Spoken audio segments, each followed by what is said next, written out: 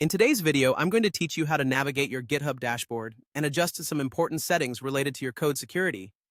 We'll walk through the process step by step to ensure everything is clear and easy to follow. Let's get started by heading over to your GitHub dashboard. If you're not already logged in, make sure you do so with your credentials. Once you're on your dashboard, I'd like you to focus your attention on the top right corner of the screen. You'll notice an icon there. This icon is your profile picture. It's your gateway to accessing various personal settings on GitHub. Go ahead and click on that profile icon. Upon doing so, a drop-down menu will appear.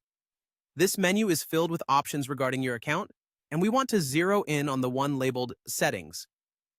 Clicking on Settings will take you to a new page dedicated to customizing how your account operates. Now that you've reached your settings page, it can seem a little overwhelming with all the options available. But don't worry, we're going to streamline this process for you. What you're looking for next is the Code Security section.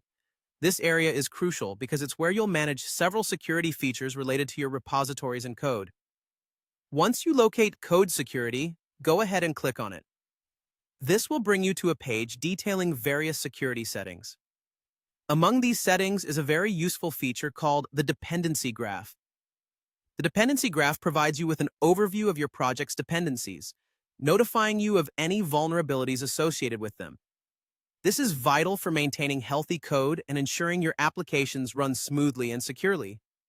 In the dependency graph section, you will notice some options on the right side of the screen. Here, you have the ability to manage the visibility of your dependency data across your repositories. Specifically, you can either disable all of the dependency features or enable them in bulk.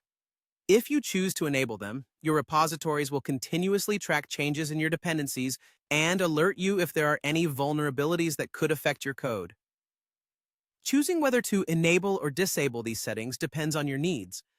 For projects where security is a high priority, enabling these settings would be a prudent choice, as it helps ensure your code remains secure and up to date. On the other hand, if you're just experimenting or working on smaller, less critical projects, you might opt to disable this feature. And that's it. You've just learned how to access and modify an important aspect of your GitHub account's security settings. Thank you for following along, and I hope you found this walkthrough helpful. Stay tuned for more tutorials like this.